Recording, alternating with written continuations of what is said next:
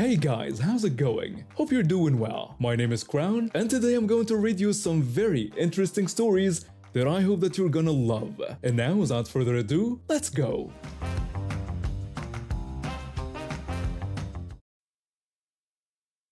My sister was always a hurricane of trouble. From the moment she could walk, she was into everything. And I mean everything. It started small. A missing toy here, a borrowed shirt there. But as we got older, things got worse. By the time we were teenagers, she was stealing cash from our parents' wallets, borrowing my brother's cars without permission, and bringing home guys that gave everyone the creeps. I tried to stay out of her way, but somehow I always ended up caught in the crossfire. One time, when I was 16, she stole my first paycheck from my summer job. When I confronted her, she just laughed in my face and told me that finders were keepers and I was the loser. That's when I realized she didn't just have a problem. She was the problem. Things really went off the rails when she started hanging out with a rough crowd. She'd bring these sketchy people to our house at all hours, and more than once, we woke up to find stuff missing. TVs, laptops, jewelry, you name it, it vanished. The worst was when she brought a group of her friends over while our parents were out of town. They trashed the place and picked a fight with my brothers. I ended up with a black eye just for trying to call the police. Through it all, our mother kept making excuses for her. She'd say that my sister was just going through a phase, or that she needed our support now more than ever. But I knew better. My sister wasn't troubled. She was trouble.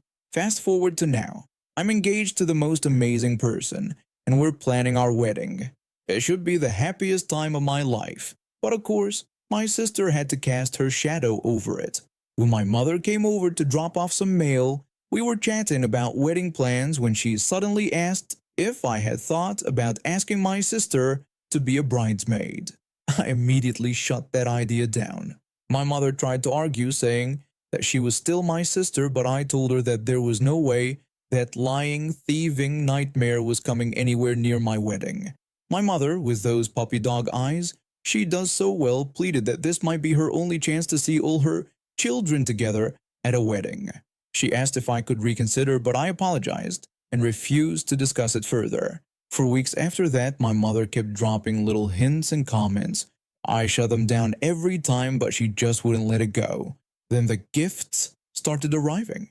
At first, it was just little things. A keychain here, a fancy pen there. I'd leave them at my mother's house pretending I'd forgotten them. But then it escalated to food and other stuff. My mother swore they were from my sister, trying to make amends. The last straw was when a fancy cigar and cutter showed up. My mother cornered me in the kitchen about it. She tried to convince me that my sister had changed and was obviously thinking of me. She asked if it would be so bad to forgive her and let her come to the wedding, suggesting that she didn't have to be a bridesmaid but could still attend. That's when I finally lost my cool. I shouted that I didn't want that lying, thieving woman in my life. I made it clear that she wasn't coming to the wedding, she wasn't sending me gifts, and as far as I was concerned, I didn't have a sister. I stormed out after that.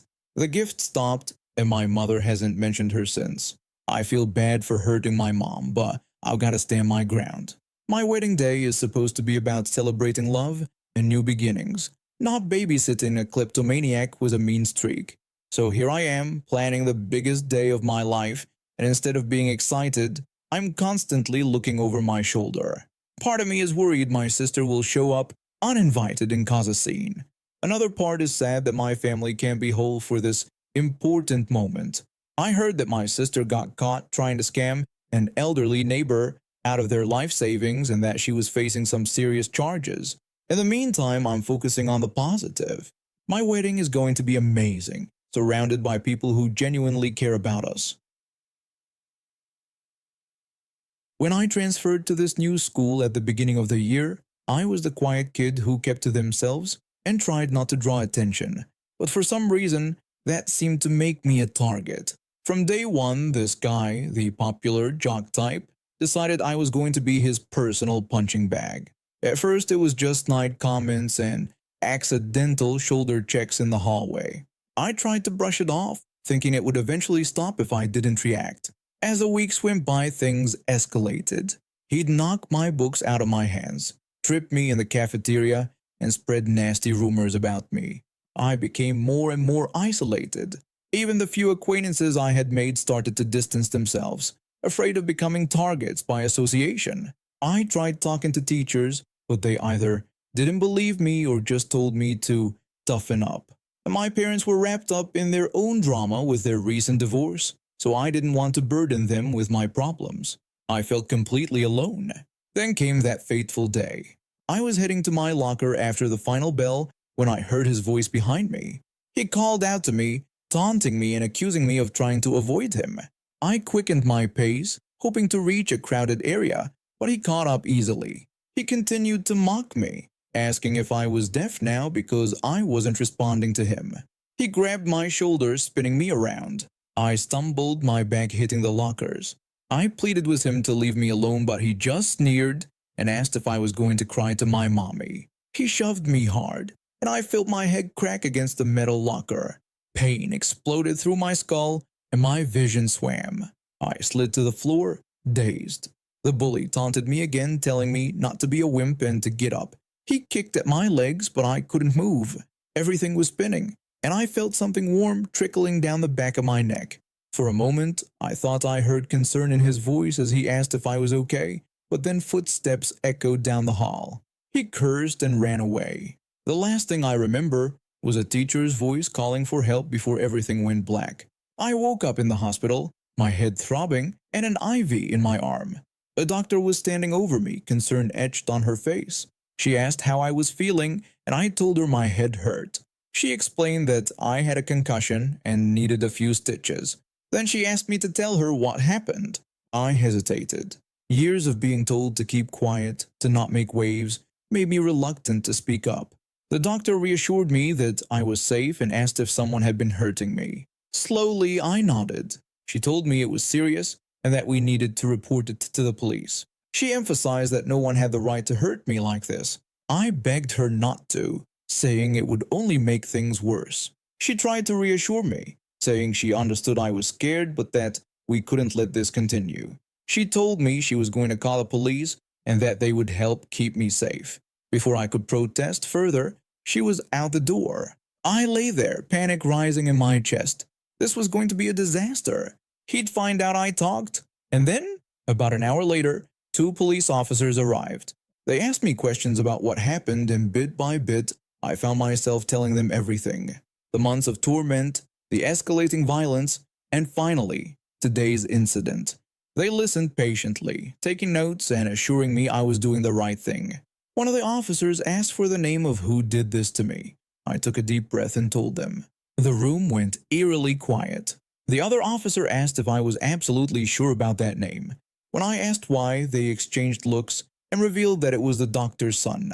My blood ran cold. No wonder she had been so insistent on calling the police.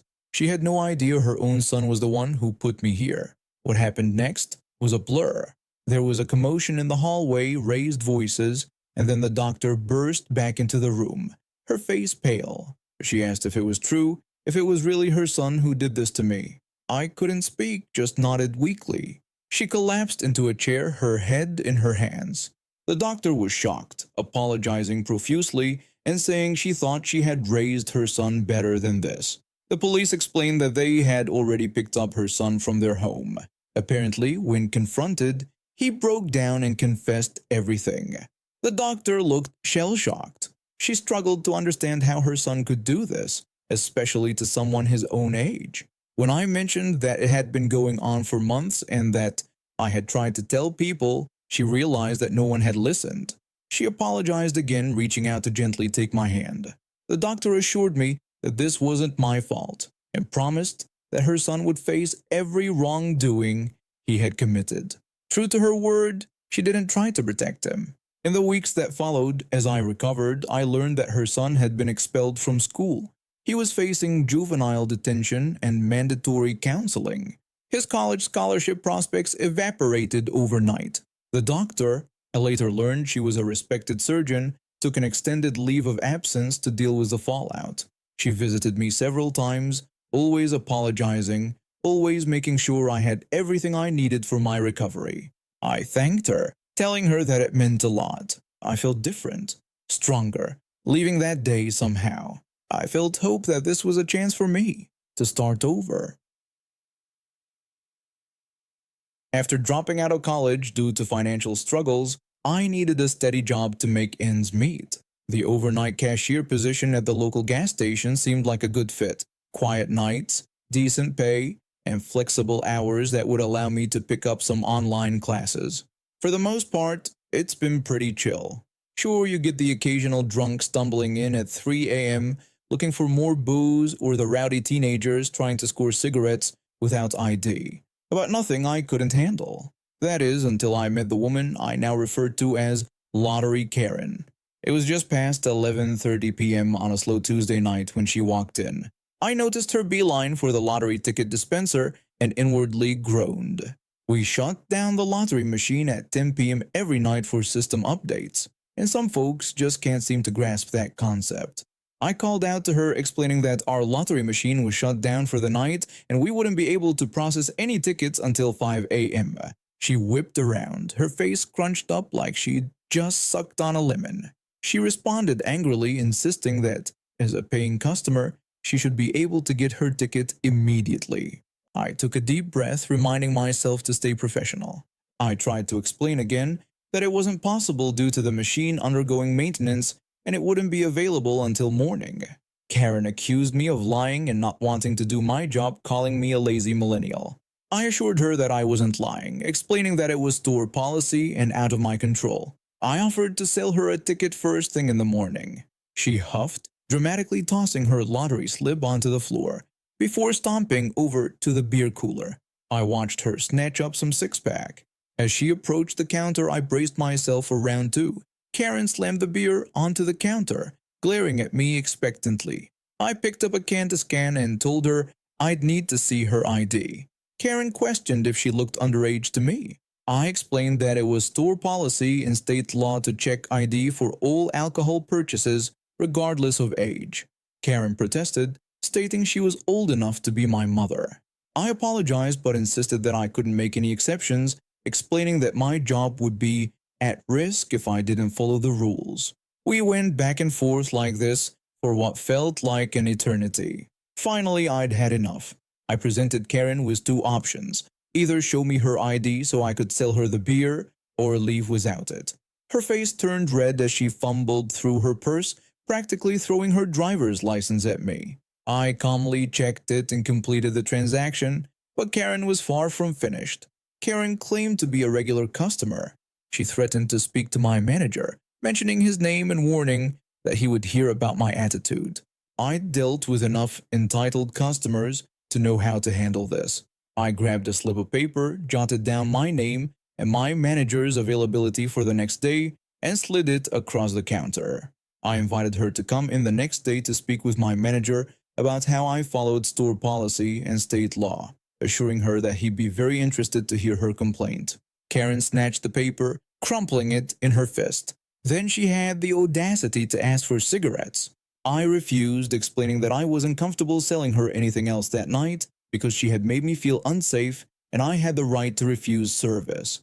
Karen threatened to come back and teach me a lesson, calling me a little punk. With that final threat, she stormed out of the store. I immediately texted my managers to give them a heads up about the situation and described Karen in detail. I also made a mental note to keep an eye out for her in the future. A couple of hours later, two of our regular customers, both local sheriff's deputies, came in for their usual coffee run. I filled them in on what had happened, and they promised to keep an extra eye on the store for the next few nights. But I wasn't about to let Karen's threats go unanswered. I had noticed her car parked right in front of the store and made sure to jot down her license plate number. Sure enough, 2 nights later, I spotted her car parked by the dumpsters. Through the store windows, I could see her lurking on the sidewalk, apparently waiting for me to come outside. Time for some petty revenge. I called our tow service and reported an abandoned vehicle in our lot. Then, when the sheriff's deputies came by for their coffee, I pointed Karen out to them. As the officers approached Karen, the tow truck pulled in. I couldn't hear what was being said, but I watched with immense satisfaction as Karen's face cycled through confusion anger, and finally, panic. The officers handcuffed her and put her in the back of their patrol car while her precious vehicle was hoisted onto the tow truck. I never saw Karen again after that night. I don't know what charges she faced, trespassing, harassment, who knows. But I do know that my manager got a good laugh out of the whole situation when I filled him in the next day. He even gave me a pat on the back for handling it so well. So yeah, working the night shift at a gas station isn't always nice. But every once in a while you get to serve up a nice cold dish of justice to an entitled Karen. When I saw the ad for a live-in nanny position, it seemed perfect. A chance to gain experience, save money, and live in a nice home.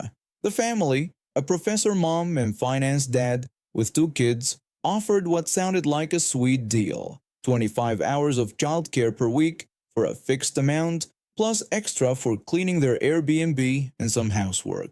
Red flags appeared immediately. Upon arrival, I learned they had sold the Airbnb, eliminating a chunk of my expected income. By the second week, I was working 37 hours but only paid for 25. When I brought this up, the dad patronizingly explained they don't pay extra unless I work over 40 hours, claiming that's how it works in the real world. The situation deteriorated rapidly. They came home late without warning or extra pay. The mom suggested I start cooking for the family to compensate for the lost Airbnb income. The workload increased, but the pay didn't. One week I logged over 45 hours, not counting cooking, but was short $100 on payday. When I mentioned this, Karen, the mom, questioned my math skills, implying her professor status made her more qualified. I felt trapped and used. Research revealed that paying a nanny a weekly stipend was illegal in our state. I knew I had to leave, but fear held me back. The final straw came when I realized I'd be alone with the dad for a week, a prospect that made me uncomfortable. I made my escape plan. When they were out, I packed my things and left a note explaining why I was leaving, detailing their violations of our agreement and labor laws, and including a bill for unpaid hours. The next day, Karen called, furiously accusing me of betrayal and threatening legal action. I calmly explained that I had documented everything, every hour worked, every underpayment, every broken labor law. I suggested that court might not favor them. There was a long silence. Karen's tone changed, and she suggested we might come to some arrangement. In the end, they paid every cent owed, plus extra, to keep things quiet. I learned a few things though. 1. Trust your instincts about red flags. 2. Know your rights as an employee. 3. Document everything. 4. Don't let intimidation silence you. 5. It's okay to stand up for yourself. Sometimes the best revenge is refusing to be a victim. Remember, no job is worth sacrificing your dignity or well-being. And now we have reached the end of today's stories. Thank you for watching, and see you next time.